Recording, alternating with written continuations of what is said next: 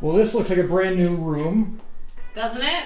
So what's the story with that? Some of our volunteers got together and decided that I needed a quiet space to work because I had been working out of the kitchen. So they took some time last week to deep clean this space and decorate it and paint it and make it a nice little workspace for me.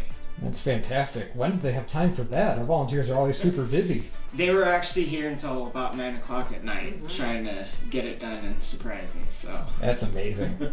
Well, in general, it's been a really big weekend. Yeah, it's been a huge weekend. We had a lot of movement. We had just great support for our events. So again, thank you to Motor City. Partnering with them this month has been great. Thank you to our staff and our volunteers who are really putting in a lot of work to highlight this event and network this event so that the community knew about it. And I gotta say thank you to the community because they really showed up. We had 9 dogs going to foster to adopt, 2 dogs with finalized adoptions, 4 dogs that are reserved and will be leaving between now and next Sunday, and another 4 dogs that we had serious interest in that we're going to be following up with this week. So I think one of the things that we didn't anticipate is with Motor City paying for all of the adoptions this month, we've had folks that have been donating more than what our adoption fees actually are. We've even had folks show up to events say, can't adopt, I can't foster, but here's some cash.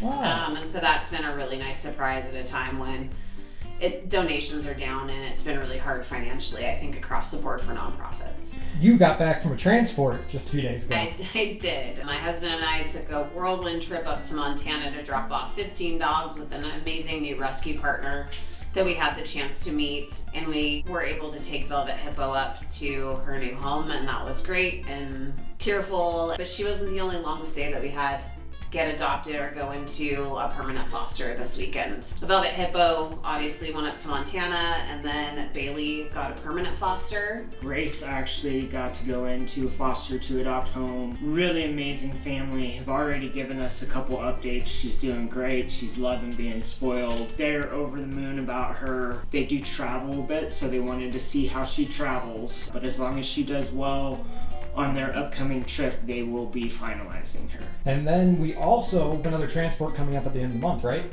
Yes. We actually have 2 more transports. We have a transport going to Texas this week, and then we have a Washington run on Sunday. One of our long stays, Neptune, will actually be going up to our rescue partner in Washington.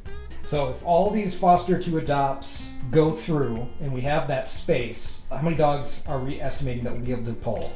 So we had some foster space open up too, so right now I'm trying to calculate all of that. It's looking like we can potentially pull up to 6 from each shelter for the ranch, and then we'll be looking at how much room we have in fosters and finding compatible dogs for the fosters as well. So we are really busy over here these days.